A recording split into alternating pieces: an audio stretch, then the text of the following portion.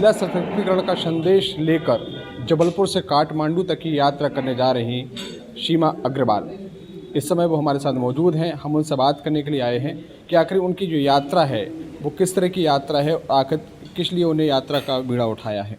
सबसे पहले मैं आपसे जाने कि आप जो यात्रा कर रही हैं महिला सशक्तिकरण को लेकर के, जी, आखिर इसका मुख्य उद्देश्य क्या है?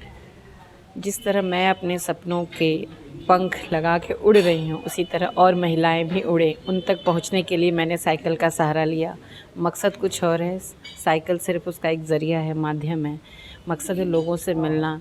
जो महिलाएं सपने तो देख रही हैं पर वो सिर्फ उसको पूरा करने का प्रयास नहीं कर पा रही हैं, मैं उन तक पहुँचती हूँ, जिससे मुझे ये लगता है कि मैं उनके कुछ काम आ रही हूँ। आप एक सिंगल मदर हैं, 3 बेटियां हैं आपकी, लेकिन एक समाज का बेड़ा लेकर आप चल रही हैं। जी, लगता है कि मेरे पास टाइम है तो मैं ये कर रही हूँ, और बहुतों के पास टाइम है, वो अपने टाइम का अलग तरीके से यूज़ करते हैं। बहुत सारे और भी वो जो कर रहे हैं वो भी अच्छा है, पर मुझे ये मैसेज देना, जैसे लगता है ना, जो आपके पास है आप वही दुनिया को देंगे। मेरे पास बहुत पैसा तो नहीं है, लेकिन मेरे पास कुछ शब्द ऐसे हैं जो मैं लोगों को बांट सकती हूँ। उस शब्द से अगर लोगों के काम आ सकती हूँ तो मैं अपने शब्दों को उन तक पहुँचाने के लिए साइकिल से उन तक जाती हूँ। आप इससे पहले भी कई यात्राएं कर चुकी हैं, नर्मदा परिक्रमा भी आपने की है। उस दौरान भी आपने जो मैसेज है वो ग्रामीण क्षेत्र में जाकर अंचलों में दिए हैं, जहाँ पर अमूमन देखा जाता है कि जो कुरीतियाँ हैं उससे लोग अभी भी महिलाएं हैं वो बाहर नहीं निकल पा रही हैं। लेकिन मैं आपको उसका एक वो बताऊंगी एग्जाम्पल। मैं हरदा गई परिक्रमा के दौरान, तो हरदा में एक महिला अपनी बेटी को बोलती है कि आप परिक्रमावासी के बीच में मत आइए, आपकी परछाई भी नहीं आनी चाहिए। हमने कहा क्यों? तो बोले वो पीरियड से है तो वो आपके सामने नहीं आ सकती। मैंने कहा कि पीरियड से आने से ऐसा कहाँ पे लिखा है कि पीरियड जो महिला है वो नर्मदा परिक्रमा करने वाले को पैर नहीं छू सकती या मिल नहीं सकती। ये भ्रांति आप दिमाग से निकाल दें। आपके घर की बेटी ही आपकी नर्मदा है, तो आप अपनी सोच को बदलें। मैंने उनके घर का ना जल पिया ना भोजन किया। मैंने कहा जिस घर में महिला का इतना अनादर हो, मैं वहाँ पर आप मेरा परात में पैर रख के धोकर और उसका जल सिंचन कर रहे हो घर में, इस किसने कह दिया कि ये नर्मदा परिक्रमा भक्ति का? तो मेरे लिए ये गलत लगा और मैंने ये मैसेज दिया। अपन देखते हैं कि डिजिटल ज़माना आ गया है, तमाम जो बातें हैं, तमाम संगठन ऐसे हैं जो इस सब को लेकर काम कर रही हैं, लेकिन अभी भी ये भ्रांतियाँ क्यों हैं, क्या लगता है आपको? अज्ञानता, अशिक्षा, सबसे बड़ी प्रॉब्लम ही अशिक्षा है। अभी भी कितने लोग शिक्षित हैं सर? आज भी गांव में बहुत लोग अशिक्षित हैं। जैसे जैसे शिक्षा बढ़ेगी वैसे वैसे स्तर बढ़ेगा।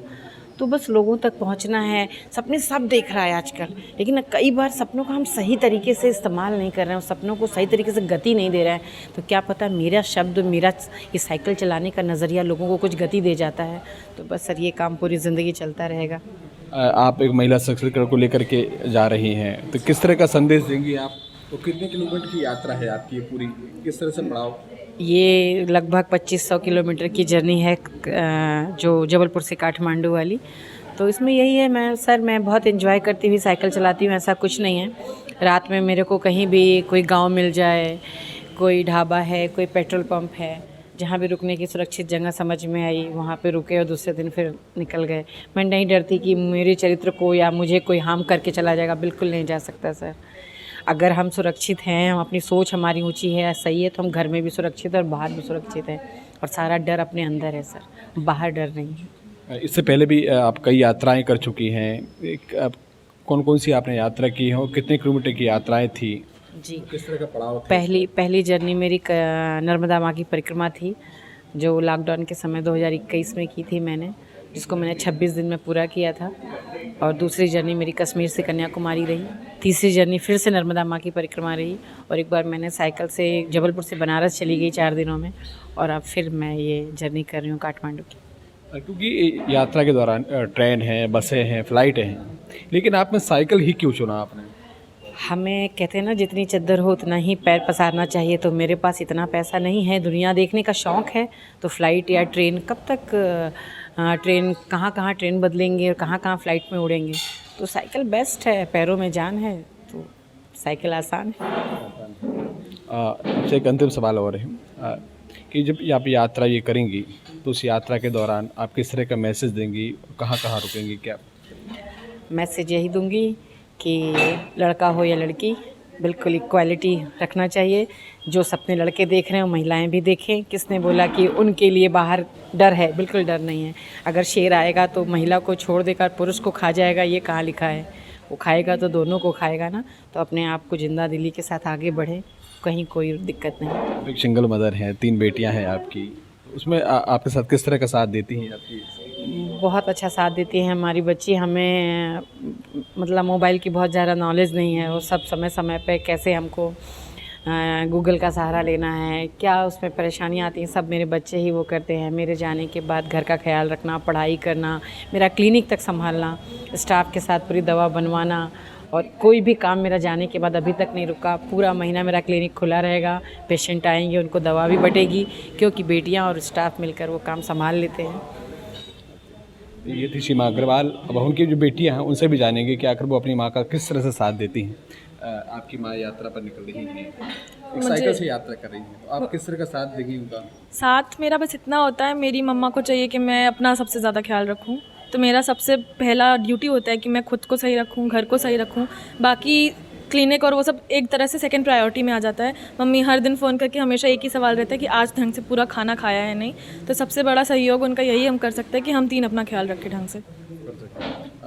जो यात्रा के दौरान जो मैसेज देंगी, क्या लगता है कि किस तरह से ज़रूरी है आज के समाज के लिए मैसेज ये?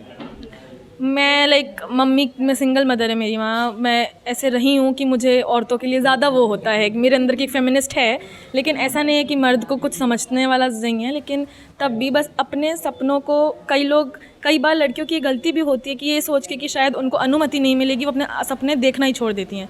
लेकिन उसका मतलब नहीं है। अगर आप काम करोगे अपने सपनों पे तो कहीं ना कहीं से रास्ता निकल जाएगा। आपको वो चीज़ करने से कोई रोक नहीं सकता अगर आपने ठान लिया है तो। क्या लगता है कि जो समाज में आज भी कुरीतियाँ हैं, बहुत सारी हैं, तो उन्हें दूर करने की ज़रूरत है, क्योंकि डिजिटल का एक ज़माना आ गया है। डिजिटल का ज़माना आया है, लेकिन डिजिटल के लिए आपको वो बोलते हैं ना, नकल के लिए भी अकल चाहिए होती है। तो डिजिटल के लिए आपको प्रेजेंस ऑफ माइंड, और वो चीज़ जो आपको बाहरी दुनिया से मिलेगा वो कभी डिजिटल से नहीं मिलेगा, कभी नहीं मिलेगा। ये थी सिंगल मदर जिनसे हमने बातचीत की। वो महिला सशक्तिकरण का संदेश लेकर वह इस समय 2500 किलोमीटर की यात्रा पर निकली हैं। वो 20 तारीख को जबलपुर से काठमांडू की यात्रा पर निकलेंगी और अपना रास्ता तय करेंगी। शिव चौबे, TV9 भारत बस, जबलपुर, मध्य प्रदेश।